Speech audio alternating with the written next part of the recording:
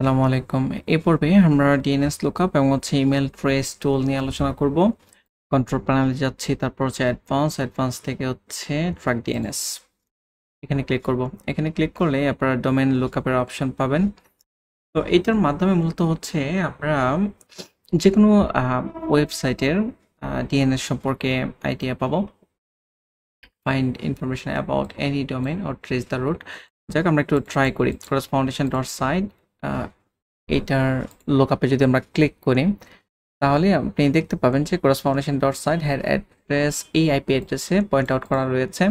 তো এই আইপি অ্যাড্রেসটা মূলত আমাদের সার্ভারের আইপি। আপনি যদি কন্ট্রোল প্যানেলে ভিজিট করেন, কন্ট্রোল প্যানেল এখানে ভিজিট করলে এই জায়গায় আপনি আইপি অ্যাড্রেসটা দেখতে পাবেন। এই যে আইপি অ্যাড্রেস, এটাই মূলত এখানে অ্যাড করা রয়েছে। আর correspondence.site mail is handle by correspondence.site।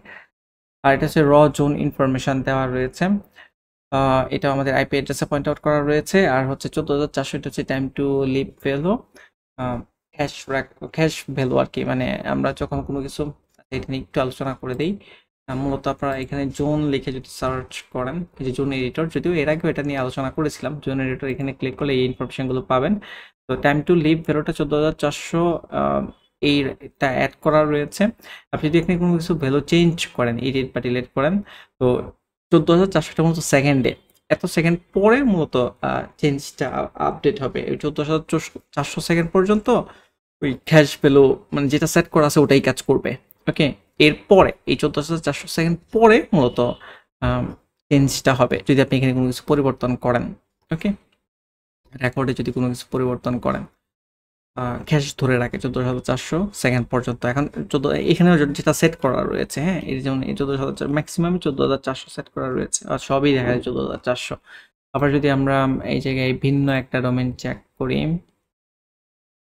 DNS for example moshood.tab, দেন লোকপে যদি আমরা ক্লিক করি, তাহলে moshood.tab এটারও আপনি কোন আইপি অ্যাড্রেসে পয়েন্ট আউট করা রয়েছে দেখতে পারবেন। এই যে এই আইপি অ্যাড্রেসে পয়েন্ট আউট করা রয়েছে। mail.moshood.tab এটা হ্যান্ডেল করতেছে মেল ডেলিভারি। এখানে দেওয়া আছে 300। ওকে, ক্যাশ রেকর্ড 300 সেকেন্ড পর্যন্ত ধরে রাখবে। দেন কোনো কিছু যদি পরিবর্তন করা হয় আর কি, 300 সেকেন্ড পরে নতুন রেকর্ড এটা অ্যাড হবে। ওকে, পরিবর্তন বলতে হচ্ছে যে ওয়েবসাইটের ওনার আর কি, সে যদি জোন এডিটরে এসে যদি কোনো কিছু চেঞ্জ করে, তাহলে আর কি 300 সেকেন্ড পরে চেঞ্জ হবে। গো ব্যাক, আপনি যে কারো ওয়েবসাইটের ডোমেন নাম লিখে এখানে লুকআপে ক্লিক করে দেখতে পারবেন যে আপনার আইপি অ্যাড্রেসে পয়েন্ট আউট করা রয়েছে, প্লাস জোনের ইনফরমেশনগুলো আপনি দেখে নিতে পারবেন।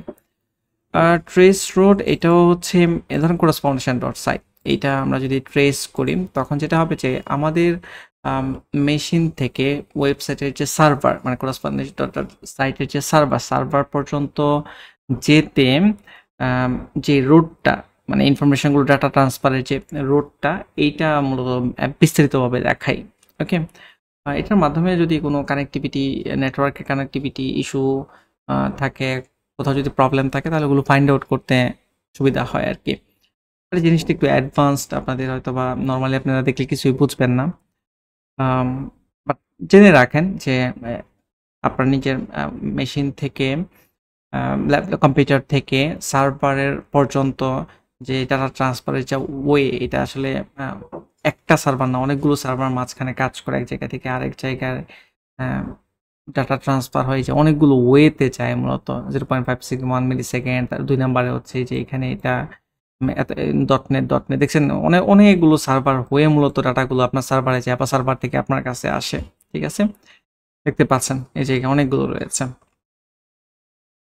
ওকে, 440 মিলি সেকেন্ড পর্যন্ত সময় নিচ্ছে। তো এটা কানেক্টিভিটি ইস্যু, এই ধরনের নেটওয়ার্ক যদি কোনো ইস্যু ফেস করেন, পারফরমেন্স পারপাস অনেক সময় চেক করার প্রয়োজন হয়। ঠিক আছে, 30 অফ ম্যাক্স 60 বাইট প্যাকেটস। ওকে, যাই হোক, আমি গো ব্যাক করতেছি।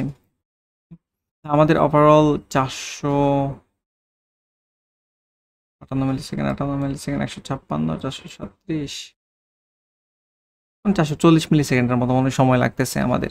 ঠিক আছে, যাই হোক, গো ব্যাকে ক্লিক করতেছি। ওকে, এক একটা ওয়েবসাইটের এক এক রকম লাগতে পারে। যেমন moshood.tab, এটা ট্রেস রোডটা দিয়ে ট্রাই করে দেখি যে কত মিলি সেকেন্ড সময় এটা লাগে। তো এইখানে ট্রেস রুটের টাইমটা যদি আমরা দেখি এই জায়গায় প্রায় 498 মিলি সেকেন্ড টাইম নিচ্ছে আর কি।